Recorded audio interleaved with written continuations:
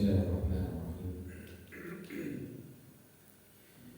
Assalamualaikum warahmatullahi wabarakatuh. Waalaikumsalam warahmatullahi wabarakatuh.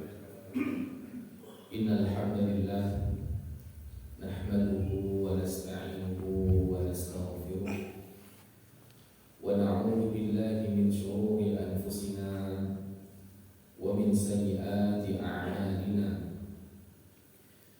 Man yahdihillahu fala mudilla lahu wa man yudlil fala hadiya lahu.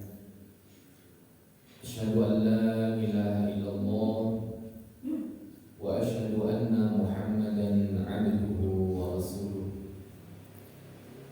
Allahumma shalli wa sallim ala nabiyyina Muhammadin wa ala alihi wa sahbihi wa man tabi'ahum bi ihsanin ila yaumiddin. Amma ba'd. Alhamdulillahirabbil alamin. Kita bersyukur memuji Allah Subhanahu wa taala karena pagi hari ini Allah masih memberikan kepada kita nikmat-nikmat yang tiada tara,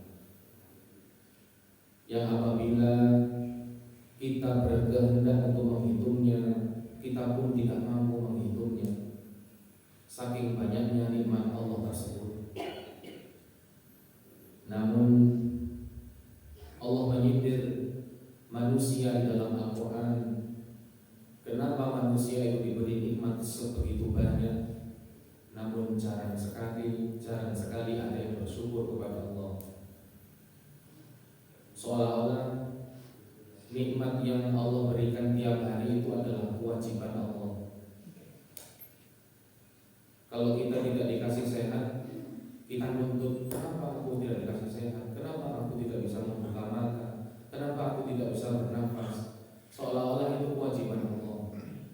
Padahal itu semuanya adalah pemberian Allah yang kita tidak pernah minta.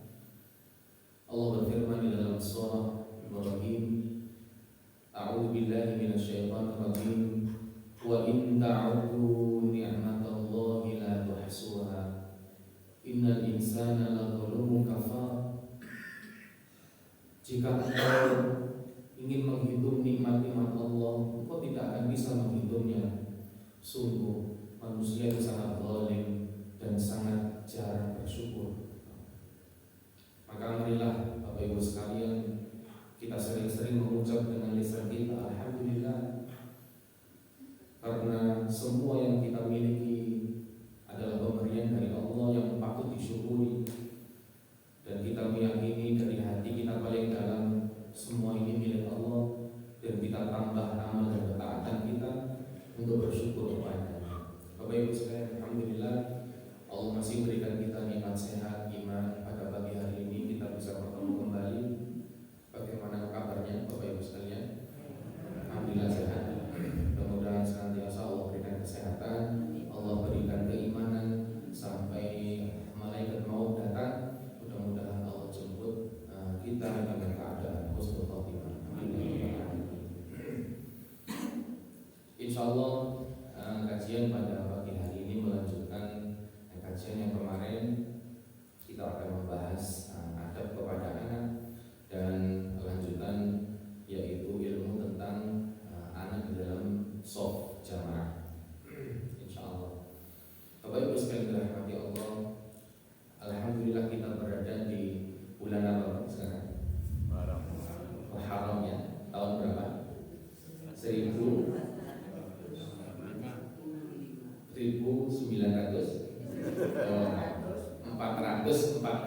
ya, saya keliru.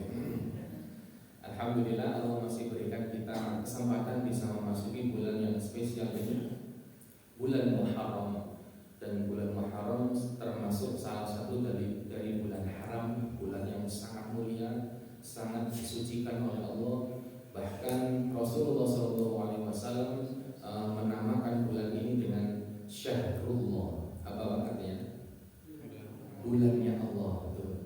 Sesuatu jika disandingkan dengan nama Allah, maka sesuatu itu akan menjadi sangat mulia. Contohnya Baitullah, rumah Allah, Ka'bah, menjadi sangat mulia.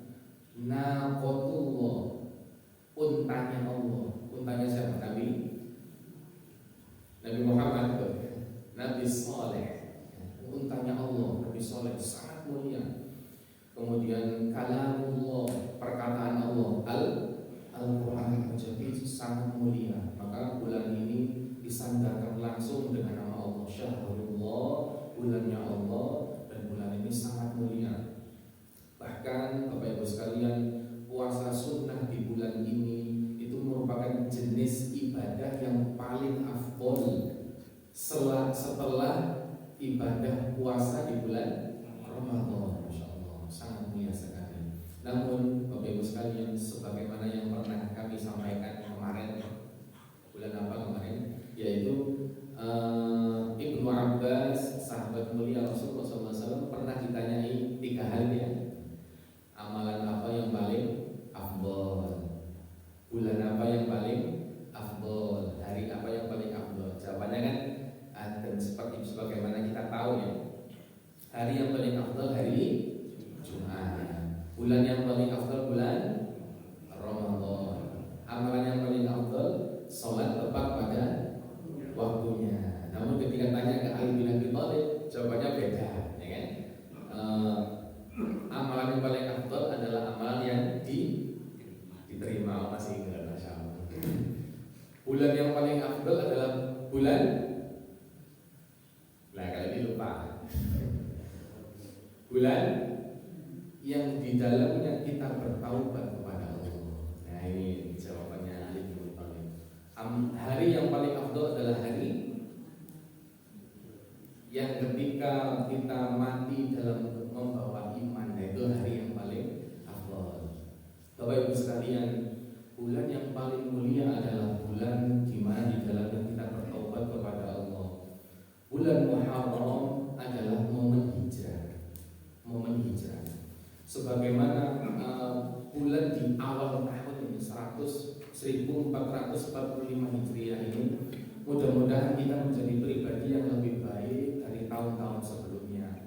Mudah-mudahan kita bisa diberikan kekuatan Allah untuk hijrah dari sesuatu yang gak baik ke sesuatu yang lebih baik.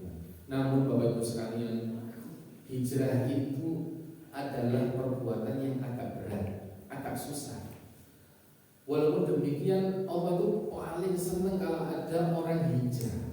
Allah itu paling senang kalau ada orang yang bertobat kepadanya. Dalam sebuah hadis disampaikan, Allah itu paling gembira kalau ada seorang yang bertobat kepada Allah.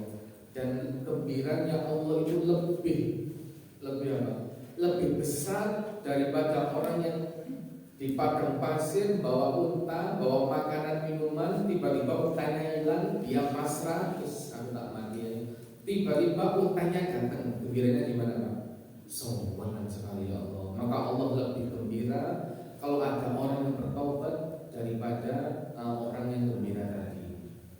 Namun karena Allah paling gembira kalau ada orang yang tobat, Allah paling gembira kalau ada orang yang hijrah, ternyata momen ini dijadikan setan dan iblis menjadi momen yang paling mengecewakan bagi mereka.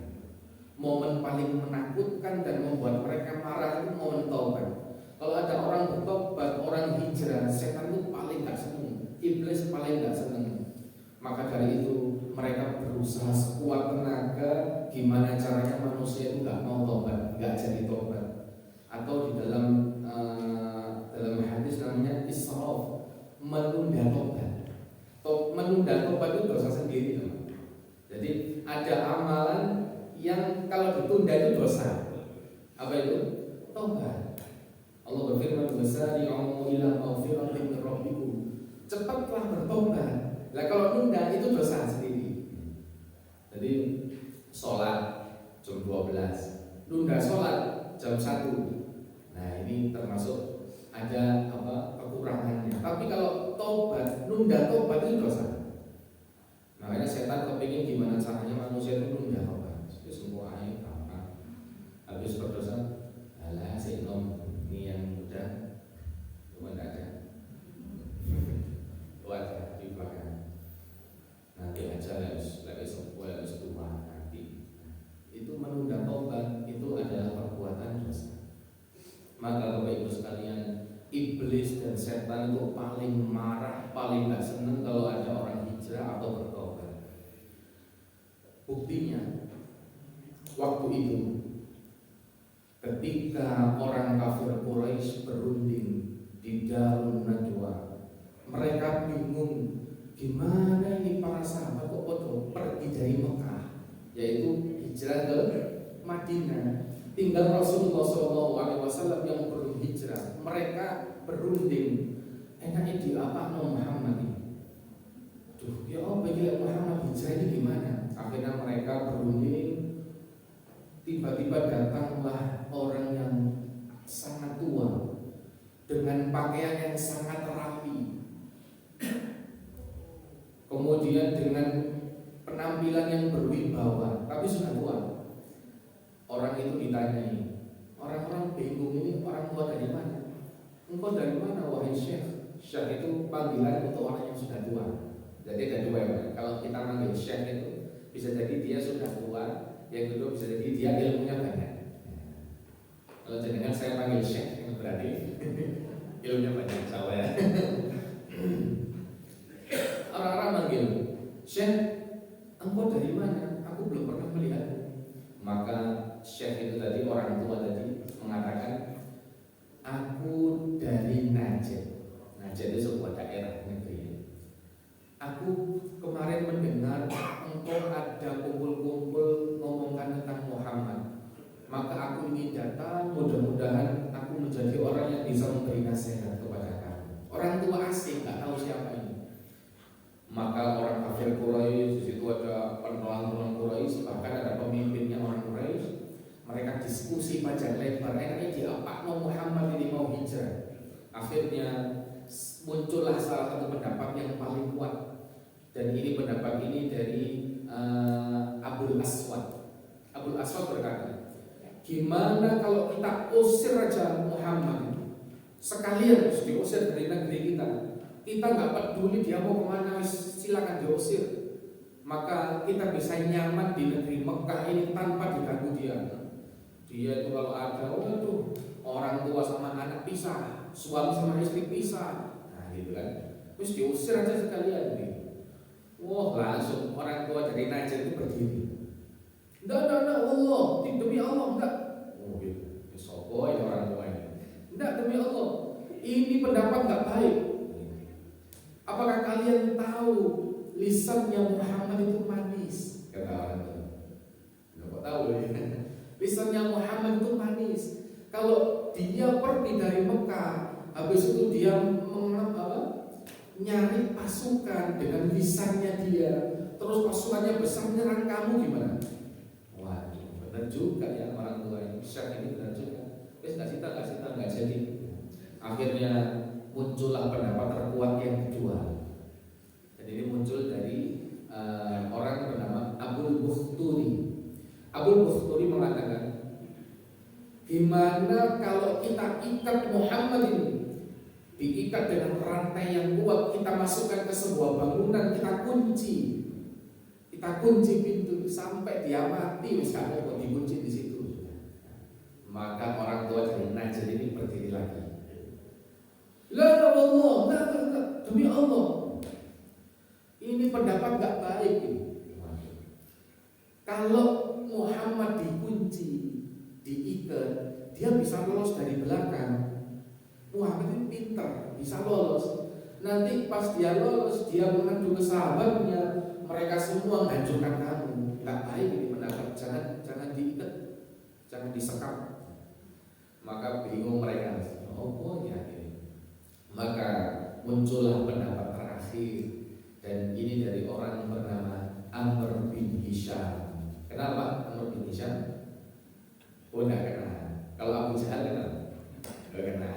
Nah, jadi Amr bin Hisham Abu Jahal. Dia dijuluki oleh orang Quraisy sebagai Abul Hakam, orang yang paling bijaksana. Tapi Nabi Muhammad menjuluki dia Abu Jahal, orang paling bodoh. Jahal itu bodoh. Amr bin Hisham atau Abu Jahal berkata, saya memiliki pendapat yang mungkin ini tidak terpikirkan oleh kalian. Menurut saya, kata Abu Jahal, Kita ambil dari setiap kabilah Quraisy ini satu anak muda paling kuat. Kita beri mereka masing-masing pedang. Mereka semua mengepung Muhammad, kemudian menusuk Muhammad sampai nggak tahu siapa yang membuat Muhammad mati. Jadi semuanya nusuk 1, 2, 3, sampai nggak tahu siapa yang membuat Nabi Muhammad mati. Maka dengan itu kita bisa istirahat karena Muhammad telah mati dan darahnya rata di setiap kabilah sehingga kabilahnya Muhammad Bani Hashim tidak bisa balas. Waduh, licik sekali. Maka orang tua dari Najd ini berdiri. Wallahi na'am. Wah, benar ini pendapat yang paling benar ya ini, kata orang tua dari Najd ini. Ini baru usulan terbaik, kata orang tua ini. Terimalah usulan ini wahai kaum Quraisy. Ini orang tua ini sok-sok nasihati. Maka Bapak Ibu sekalian, apakah tahu siapakah orang tua dari Najd ini? Dia adalah iblis, pemimpin para setan yang turun dari singgasananya yang di laut itu. Dia turun sendiri untuk apa? Menghentikan perbuatan hijrahnya Nabi Muhammad SAW. Kalau pemimpin sudah turun sendiri itu nggak main-main, berarti hijrah ini nggak main-main. Bayangkan Pak, iblis turun dari singgasananya. Biasanya kalau iblis mau menggoda anak manusia, tinggal nyuruh siapa? Iblis. Itu tentaranya, kamu sana, kamu ganggu orang sholat ya, kamu ganggu suami istri, kamu ganggu ini pebisnis, kamu ganggu ini. Tapi kalau masalah hijrah dia turun sendiri. Nyamar jadi orang tua dari Najd, kemudian memberikan nasihat tadi. Bayangkan iblis dari jin ketemu dengan Abu Jahal, setannya manusia, cocok logis. Nah, benar ini pendapat paling benar. Maka di bulan Muharram ini marilah kita berhijrah kepada Allah Subhanahu wa taala. Namun ketika kita hijrah atau bertobat, iblis itu gak akan tinggal diam. Hati-hati. Maka itu susahnya hijrah dan tobat, kita minta pertolongan kepada Allah Subhanahu wa taala agar memberi kita kekuatan untuk bisa berubah menjadi lebih baik di bulan ini, di tahun ini. Amin ya rabbal alamin, insyaallah. Kita masuk kepada materi kita, yaitu adab kepada anak. Kami ambil adab-adab kepada anak ini dari kitab Al-Adabul Mufrad karya Al-Imam Al-Bukhari rahimahullah ta'ala, sang penulis kitab Sahih Bukhari, kitab yang paling sahih nomor 2 setelah Al-Quran. Dan ini adalah lanjutan dari kajian yang kemarin.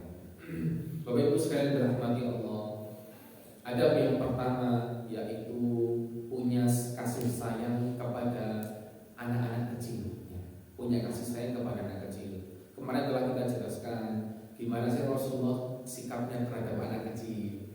Ketika Rasulullah sujud, diapakan sama sujudnya? Ditumpahi mudah-mudahan. Beliau sangat sabar, masya Allah, dan beliau sangat sayang kepada anak-anak kecil. Rasulullah SAW bersabda dalam hadis, "Laisa minna man lam yarham saghirana wa ya'rif haqqa kabirana." Rasulullah bersabda, bukan termasuk golongan kami orang yang enggak sayang sama anak kecil dan orang yang enggak hormat sama orang tua. Bukan golongan kami, kata Rasulullah SAW. Bapak Ibu sekalian, sebenarnya sifat dasar manusia itu punya sifat sayang sama anak kecil, hormat sama orang tua. Tapi dalam Islam itu benar-benar ditekankan, bukan golongan kami orang yang nggak sayang sama anak kecil dan nggak hormat sama orang tua. Dan kalau kita mendengar ada kata-kata laisa minna, bukan golongan kami, maka kata para ulama itu termasuk dosa besar. Ya, dosa besar. Orang yang nggak hormat sama orang tua itu dosa besar. Uqul walidain termasuk dosa besar. Maka begitu pula dengan anak kecil, kita harus sayang kepada anak kecil, karena kalau nggak sayang kepada anak kecil bukan golongannya Nabi Muhammad SAW. Bagaimana cara sayang kepada anak kecil? Yang pertama, senyum. Dan terkadang senyum ini menjadi hal yang lebih susah. Soalnya kepada anak kecil diperanguti terus. Nah, senyum ini menjadi akhlak yang lebih susah kalau dia nggak terbiasa. Bagi orang yang terbiasa, gampang. Sudah biasa senyum, Pak. Sumpinga biasa senyum. Ada anak kecil senyum biasa. Tapi bagi orang yang nggak biasa senyum susah. Apalagi kepada anak kecil yang dia menganggap ini nggak ada efeknya saya senyum pada. Kalau senyum kepada orang yang pejabat punya uang itu ada efeknya. Oh, nanti dikasih uang nih. Mereka senyum pada anak kecil nggak ada efeknya. Ngapain gimana aja marah aja. Nah, tidak. Menyayangi anak kecil cara yang pertama adalah dengan tersenyum kepada mereka. Senyum 3 cm ke kanan, 3 cm ke senyum kepada mereka. Dari Ali bin Abdullah mengabarkan kepada kami, dia berkata, Sufyan mengabarkan kepada kami dari Ismail, Qais berkata, aku pernah mendengar Jarir bin Abdullah. Siapa Jarir bin Abdullah? Jarir bin Abdullah adalah orang dari Yaman. Dia pemuka kaum Yaman. Bahkan Jarir bin Abdullah pernah disebut oleh Rasulullah manusia yang wajahnya itu pernah diusap malaikat. Masya Allah. Kenapa? Wajahnya pernah diusap malaikat. Itu artinya apa? Ada yang tahu? Wajahnya diusap malaikat. Artinya apa? Ya nggak ada yang tahu. Ganteng. Diusap apa? Malaikat. Jarir bin Abdullah ketika mau datang dari Yaman bersama para pasukannya, dia mau masuk masjid, Rasulullah bilang gini, para sahabatnya, yadkhulu min hadhil bab rajulun min khairi zi Yaman ala wajhi mashatu malakin. Fadakhala Jabir, kata Rasulullah, akan masuk dari pintu yang ini seorang yang sangat beruntung. Dia dari Yaman. Dia orang yang terbaik. Di wajahnya terdapat usapan malaikat. Tiba-tiba Jarir datang bin Abdullah dari Yaman. Pas Jarir datang, orang-orang lihatin semuanya karena penasaran manusia yang diusap malaikat ini apa sih? Dilihat semua. Wow, Jarir pas datang, kata Jarir cerita, aku pas datang ke masjidmu kabeh bilangnya aku jadi sungkan. Semuanya melihat. Sampai datang di depan Rasulullah berbaiat, tanya ke sebelahnya, orang-orang kok ngeliatin aku kenapa? Iya, kata Rasulullah, di wajahmu itu ada usapan yang malaikat. Ganteng maksudnya gitu. Nah, Jarir bin Abdullah ini Pak pernah berkata begini, Maro'ani Rasulullah sallallahu alaihi wasallam mundu aslamtu illa tabassama fi wajhi. Aku tidak pernah melihat Rasulullah sejak aku masuk Islam kecuali beliau selalu tersenyum. Jarir bin Abdullah setiap melihat Rasulullah pasti senyum. Dan ini menunjukkan Rasulullah itu emosi paling, mimik wajah paling dominan itu apa? Senyumnya. Jadi kalau ada dari kita yang ingin niru Rasulullah dari segi apa? Wajah, maka tiap hari apa? Senyum aja. Ada orang senyum, dianggap mau kalau ingin niru Rasul dari segi wajah, ya Masya Allah. Nah, kok ada orang yang merengut kan? Ucul-ucul apa? Mencucuk. Waduh, ini nggak mirip Rasulullah. Orang yang mirip Rasulullah senyum terus, Masya Allah. Jadi bin Abdullah selalu melihat Rasulullah tersenyum. Bagaimana cara yang kedua kita berakhlak baik atau beradab yang baik kepada anak kecil? Yang pertama tadi kalau ketemu apa? Tersenyum sama anak kecil, senyum. Nah, anak kecil seneng. Ada yang orang sarungan, kopiahan, mesti senyum. Wah, ini berarti orang api. Lah kok ada orang kopiahan sarungan mesti merengut, malu mesti. Maka hati-hati dengan tersenyum. Yang kedua yaitu periang. periang. Dari sahabat Abu Hurairah radhiyallahu anhu, aku pernah mendengar Abul Qasim berkata, Abul Qasim adalah Nabi Muhammad SAW. Khairukum islaman ahsanukum akhlaqan idza faqu. Rasulullah bersabda, sebaik-baik keislaman kalian adalah yang paling baik akhlaknya jika mereka memahami agama. Masya Allah.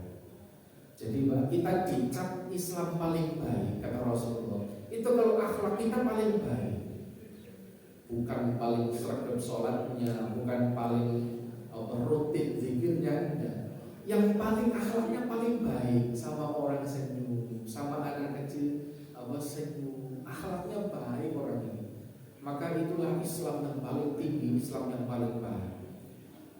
Maka Thabit bin Ubaid, hadis yang kedua, seorang sahabat pernah mengatakan kepadaku, ia berkata, ma ra'aitu ahadan ajalla idza jalasa ma'al qaum wala afkaha fi baitihi min Zaid bin Thabit. Pernah dengar sahabat Zaid bin Thabit? Nah, Zaid bin Thabit ya. Thabit bin Ubaid, anaknya itu pernah berkata begini, aku tidak pernah melihat seorang yang lebih berwibawa jika dia duduk bersama kaum kecuali Zaid bin Thabit, dan aku tidak pernah melihat orang yang paling periang, seneng guyon di rumahnya daripada Zaid bin Thabit. Masya Allah. Jadi sosok sahabat Zaid bin Thabit itu kalau di luar rumah itu berwibawa. Berwibawa, semi berwibawa gitu. Enggak selengean gitu ya. Tapi kalau sudah masuk rumah, jadi orang yang paling meriang, guyonan, senyum gitu. Itu Zaid bin Thabit. Maka kalau bisa kita tiru ini, ketika di rumah berwibawa, ketika dalam rumah senyum, periang, senang guyon. Dikabarkan dari Hisham bin Urwah, dari ibunda Aisyah radhiyallahu ta'ala anha, ia berkata, kuntu al'abu bil banati 'inda Nabi sallallahu alaihi wasallam. Aku pernah bermain boneka di dekat Rasulullah sallallahu alaihi wasallam. Main boneka, namanya anak perempuan ya. Zaman sekarang main boneka. Anak perempuan sekarang masih main boneka? Udah. Mainnya apa? Ya kita lupa ya. Aku pernah main HP di sebelah itu main boneka ya. Di sebelah Rasulullah SAW, Aisyah. Karena Aisyah masih kecil waktu itu. Wa kana li sawahibun, dan aku punya teman-teman yal'abna ma'i. Mereka bermain bersamaku, main boneka-bonekaan, Fakana Rasulullah sallallahu alaihi wasallam idza dakhala yanqami'na minhu. Kemudian jika Rasulullah datang, mereka teman-temanku ini sungkan. Tiba-tiba mereka itu menyingkir diam-diam. Tiba-tiba aduh Rasulullah. Menyingkir diam-diam, sungkan. Fayusarrabunna ilayya fayal'abna ma'i. Apa yang dilakukan Rasulullah? Maka beliau mendatangkan mereka kepadaku, kata Aisyah. Maksudnya Rasulullah narik temannya Aisyah tadi, sini semuanya, sini. Lalu mereka bermain bersamaku. Rasulullah main boneka. Masya Allah. Ini sosok Rasulullah SAW yang sangat peduli sama anak kecil, bahkan ikut bermain bersama mereka. Ada anak kecil, sini nak, ayo main apa ini boneka? Yo, aku bonekanya ini. Rasulullah, masya Allah.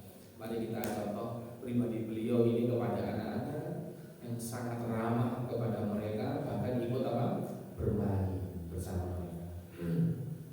Nah, cara beradab yang baik kepada anak yang ketiga adalah guyon. Apa? Guyon itu bahasa Indonesia apa? Bercanda kepada mereka. Bercanda guyon. Di dalam hadis yang ada Al-Mufrad, hadis ke-269, aku pernah mendengar Anas bin Malik berkata. Jadi Abu Tiyah berkata, aku pernah mendengar Anas bin Malik berkata, Kana Nabi sallallahu alaihi wasallam la yukhalituna.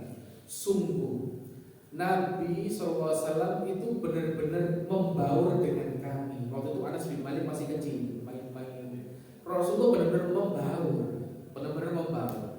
Hatta yaqula li akhin li saghirin, sampai beliau berkata kepada saudaraku yang masih kecil, ya Aba Umair, ma fa'ala nughair. Wahai Abu Umair, apa yang dilakukan burung pipit kecil ini? Abu Umair ini sukanya mainan burung peliharaan, masih kecil burung pipit dikasih makan, mainan misalkan. Rasulullah juga ikut, ini lagi ngapain burungnya? Oh lucu ya. Ramah kepada anak dan peduli dengan apa yang dia mainkan. Ini termasuk akhlak kepada anak, yaitu peduli apa yang dia mainkan. Anak-anak main mobil bilang, oh mobilnya bagus ya, oh ini rodanya ada 4 ya, oh rodanya ada 5. Guyon-guyon, itu peduli kepada apa yang dia mainkan, masya Allah. Ini akhlak Rasulullah Sallallahu Alaihi Wasallam. Yang kedua, dari Muawiyah bin Abi Muzarrad, dari ayahnya, an Abi Hurairah, dari Abu Hurairah radhiyallahu anhu, akhadha Nabi Sallallahu Alaihi Wasallam biyadil Hasan awil Husain radhiyallahu anhuma. Dari Abu Hurairah, Nabi SAW pernah meraih tangan cucunya. Kalau enggak Hasan ya Husain. Abu Hurairah lupa karena mungkin miripnya. Pernah meraih tangan cucunya, kemudian thumma wada'a qadamaihi ala qadamaihi, thumma qala taraqqa. Kemudian Nabi SAW meletakkan kedua kaki cucunya di atas kedua kaki beliau. Bisa bayangkan Pak, tangannya dipegang, kedua kakinya ditaruh di kedua kaki Rasulullah. Terus Rasulullah bilang, taroko, naiklah, ayo naik. Jadi main apa itu? Main apa? Main terbang-terbangan itu, pesawat-pesawatan itu, masya Allah ya. Dinaikin, pegang tangannya, kakinya di kakinya terus naik, terbang-terbangan itu, masya Allah. Ini Rasulullah SAW, masya Allah, main terbang-terbangan sama cucunya. Maka Bapak Ibu sekalian, jadi orang itu yang lembut hatinya. Ada anak kecil diajak main, jangan acuh tak acuh. Namun ada bercanda yang dilarang sama anak kecil, tidak boleh dilakukan. Bagaimana bercanda yang dilarang ini? Dari Ibnu Abil Dhib mengabarkan kepada kami, an Abdullah bin Sa'id, dari Abdullah bin Sa'id, dari ayahnya, dari kakeknya, ia berkata, sami'tu Rasulullah SAW, aku pernah dengar Rasulullah bersabda, la ya'khudhu ahadukum mata'a sahibihi la'iban wala jadan. Jangan sekali-kali seorang dari kalian mengambil barang milik saudaranya dengan maksud guyon, tidak pula dengan maksud sungguh-sungguh. Fa idza akhadha ahadukum ma'asa sahibihi falyaruddaha ilaihi. Kalau salah seorang dari kalian ngambil barang milik temannya, maka kembalikan, kata Rasulullah. Ini termasuk bercanda yang tidak boleh, yaitu apa? Menyembunyikan barang milik anak kecil, tidak boleh. Ada anak kecil main-main sandali disengit Pak Siji, disengit di kamar mandi gitu. Anaknya jadi apa? Saudara pundi, kita ketawa, cuma dia lagi sedih, khawatir, saudaraku mana gitu. Nggak boleh bercanda seperti ini. Maka hati-hati, ada jenis bercanda yang nggak boleh. Bercanda yang dilarang adalah yang pertama, ngambil milik orang lain itu disembunyikan dengan maksud bercanda, ini tidak boleh, karena akan menjadikan orang lain sangat sedih, bingung dan khawatir. Ini bercanda nggak boleh. Yang kedua, bercanda yang nggak boleh adalah yang membuat orang lain kaget, atau zaman sekarang namanya apa? Prank. Ya apa ini prank? Tiba-tiba aja malam-malam muncul pocong, kaget orang. Ini bercanda yang tidak boleh. Dalam sebuah hadis Abdurrahman bin Abi Layla, beliau dapat berita dari Nabi, sahabat Nabi SAW. Waktu itu kami sedang melakukan perjalanan malam. Ada sahabat yang sedang tidur, satu sahabat tidur. Lalu para sahabat yang lain mau ngeprank sahabat ini, yaitu sahabat yang tidur tadi digendong bareng-bareng. Digendong. Mereka pun naik ke atas bukit paling tinggi. Sampai ke bukit, diletakkan di atas bukit. Bayangkan, zaman dulu sudah ada prank. Di atas di bukit, habis itu dibangunkan.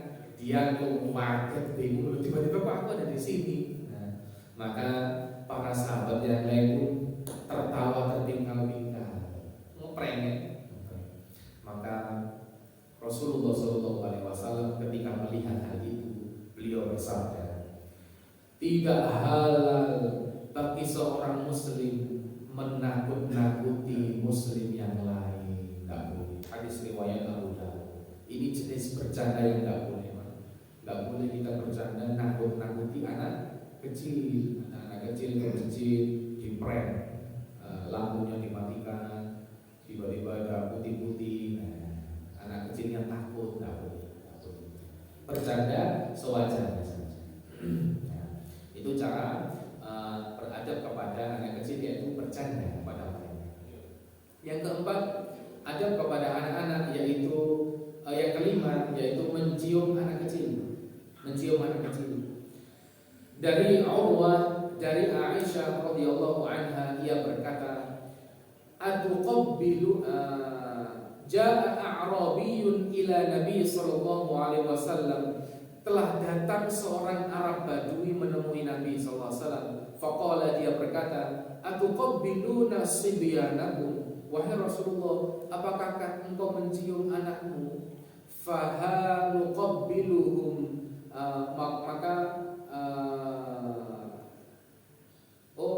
Rasulullah bertanya kepada Arab Badui, bertanya, atuqabbiluna sibyanakum, apakah kalian mencium anak-anak kalian? Famanuqabbiluhum, kata orang Badui, kami tidak pernah mencium anak-anak kami Rasulullah. Faqala Nabi sallallahu alaihi wasallam, awa amliku laka an naz'allahu min qalbika rahmah.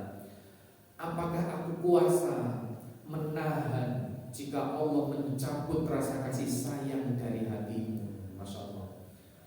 Sayang kepada anak kecil, yaitu dengan cara mencium mereka. Orang yang gak senang mencium anak kecil yang belum balik, anak kecil yang belum balik, masih kecil, itu bisa jadi dia gak punya rahmat dari Allah. Hati-hati.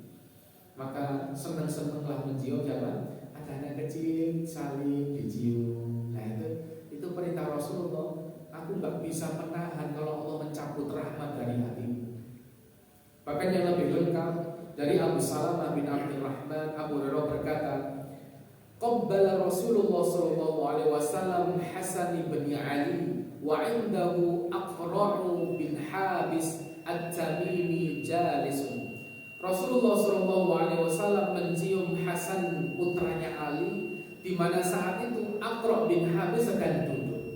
Akhirnya Aqra' bin Habis bertanya, wahai Rasulullah, inna li 'asyrata min waladin. Aku itu punya 10 anak wahai Rasulullah. Ma qabbaltu minhum ahadan. Dan aku gak pernah mencium satu pun dari anakku yang 10 itu. Fanadhara ilaihi Rasulullah. Maka Rasulullah melihatnya dengan sangat heran. Thumma qala, Rasulullah bersabda, man la yarham la yurham. Siapa yang tidak menyayangi, dia tidak disayangi. Maka ciri sayang kepada anak-anak kecil yaitu mencium mereka.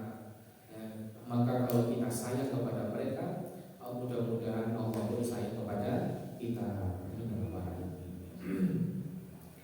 Yang berikutnya yaitu mengusap kepala anak kecil. Yusuf bin Abdullah bin Salam mengabarkan kepadaku, ia berkata, Rasulullah pernah memberi namaku Yusuf. Wa aq'adani ala hujrihi wa masah ala ra'sihi. Kemudian Rasulullah mendudukkanku di pangkuannya serta mengusap kepalaku. Ini juga cara bagaimana beradab kepada anak kecil, dipangku kemudian diusap. Ini pernah dilakukan oleh Rasulullah Shallallahu Alaihi Wasallam. Bapak Ibu sekalian dirahmati Allah, berikutnya yaitu bagaimana sih lanjutan dari kemarin ya, bagaimana posisi anak-anak di dalam sholat berjamaah. Mengajak anak ke masjid, Bapak Ibu sekalian, untuk sholat berjamaah merupakan pendidikan yang baik. Jadi anak biar bisa melihat bagaimana kondisi masjid, biar bisa terbiasa sholat berjamaah, biar dia berbaur dengan yang lain, maka sebenarnya ada beberapa ilmu yang perlu diketahui sebelum kita mengajak anak ke masjid. Yang pertama, tidak boleh mengusir anak dari masjid. Tidak boleh mengusir anak dari masjid. Bapak Ibu sekalian, mengurus masjid itu bukan hanya memikirkan gimana caranya masjid itu bersih. Mengurus masjid itu bukan hanya memikirkan gimana soundnya masjid itu enak. Bukan cuma itu. Tapi mengurus masjid, menjadi takmir masjid itu gimana caranya kita bisa memakmurkan masjid Allah. Gimana caranya masjid ini ramai dari semua golongan. Ada orang tua, anak muda, anak kecil. Maka ada yang bilang, misalkan kemarin ya, ada yang bilang di masjid takmir nyekel mic, anak jangan ramai, kalau ramai pulang aja. Waduh, ini bahaya. Mengusir anak dari masjid tidak boleh, tidak boleh. Anak-anak itu bermain, itu adalah dunia mereka, Bapak Ibu sekalian. Mereka taunya ya masih main. Beda dengan kita. Kita kalau masih main kebangetan. Dalam Islam, anak kecil itu diberi keringanan. Apapun yang dia lakukan nggak dicatat oleh Allah. Masa kita mau memberi mereka beban? Mereka itu diberi keringanan. Mecah gelas juga ada mic di sini dibanting tidak apa-apa. Allah beri mereka keringanan. Dosa mereka dicatat. Namun apabila mereka melakukan sesuatu yang salah, kemungkaran, kita berusaha untuk mencegah. Kalau di masjid, Bapak Ibu sekalian, kita bersyukur. Kalau masih ada suara anak-anak kecil, ada anak-anak yang lari-lari lompat-lompat, kita bersyukur. Itu berarti masjid tersebut 20 tahun mendatang itu masih ada jamaah. Kalau masjid itu sepi dari anak kecil, gimana nasib 20 tahun mendatang? Apakah masjid ini dikenal oleh mereka? Maka jangan sampai kita mengusir anak-anak kecil dari masjid. Yang kedua, ilmu tentang posisi soft anak bagi orang tua dan takmir masjid. Anak itu dibagi menjadi 3. Yang pertama, belum tamyiz, masih kecil, belum bisa membedakan baik dan benar. Dikasih makanan, dikasih coklat sama dikasih kotoran, mereka masih menganggap sama aja. Dikasih kotoran ditulis. Nah, itu masih belum tamyiz. Maka kalau bisa anak yang belum tamyiz ini dididik dulu sebelum ke masjid. Dididik dulu sebelum masjid. Namun boleh saja dibawa ke masjid, tapi harus dengan penjagaan orang tua yang full. Yang kedua, anak yang sudah tamyiz, sudah tahu baik buruk, psikologinya sudah main, pikirnya sudah main. Kalau disuruh diam ketika sholat, dia diam. Kalau anak yang belum tamyiz, disuruh diam ketika sholat, jangan rame nak. Dia gini, gitu. Kalau anak yang sudah tamyiz disuruh diam, maka dia boleh diajak ke masjid. Kalau dia diberitahu jangan tolak-tolak ketika sholat, dia diam, tidak tolak-tolak. Ini anak yang sudah tamyiz, sudah bisa membedakan baik dan benar. Yang ketiga, anak yang sudah balik. Maka khusus yang belum tamyiz, masih kecil, kalau sholat lari-lari, kalau sholat masih lompat-lompat, maka harus sangat dijaga oleh orang tuanya. Dan kalau bisa ditaruh di paling ujung sof, ditaruh di paling ujung sof, paling ujung kanan atau ujung kiri, sehingga anak tersebut kalau lari-lari ketika sholat tidak memutus sof, Yang kedua, anak kecil yang sudah tamyiz atau yang sudah balik boleh satu baris bersama orang-orang dewasa, boleh. Yaitu pernah suatu ketika Rasulullah berkunjung ke rumah Anas bin Malik. Rasulullah sholat jamaah di rumahnya Anas bin Malik. Rasulullah paling depan, Anas bin Malik sama anak yatim. Itu di soft kedua. Ibunya Anas bin Malik sama neneknya soft ketiga. Ini menunjukkan anak yatim. Anak yatim itu kan anak kecil yang belum balik, yang bapaknya tidak ada. Itu menunjukkan mereka boleh berjajar satu soft dengan orang dewasa, boleh. Anak-anak kecil. Namun hati-hati, ada sebuah hadis an Abi Mas'udin qala, dari Abi Mas'ud qala, kana Rasulullah sallallahu alaihi wasallam, Rasulullah biasanya yamsahu manakibana fi shalah, mengusap pundak-pundak kami untuk meluruskan shaf dalam salat, wa yaqulu istawu wa la takhtalifu fatakhtalifa qulubukum, luruskan shaf kalau mau salat adalah imam, luruskan shaf, jangan berselisih, kalau berselisih nanti hati kalian bercerai-berai. Maka liyalini, kata Rasulullah, liyalini minkum ulul ahlami wan nuha, hendaknya yang paling dekat denganku ketika sholat adalah orang yang berilmu dan berakal. Tsummal ladzina yalunahum, tsummal ladzina yalunahum, kemudian orang setelahnya, baru setelahnya. Maka hati-hati, anak kecil boleh di shaf pertama boleh, tapi jangan sampai anak kecil berada persis di belakang imam, karena yang boleh berada di persis belakang imam adalah orang yang tadi ulul ahlam wal nuha, orang yang berilmu, orang yang sudah berakal. Maksudnya jangan sampai anak kecil di persis belakang masjid itu kalau ada apa-apa sama imamnya, anak kecilnya bingung. Imamnya misalkan apa? Salah, anak kecilnya bingung. Terus imamnya batal, terus pergi, anak kecilnya bingung. Jangan sampai anak kecil sini imamnya batal, anak kecilnya bukan, lu batal, batal sholatnya dia.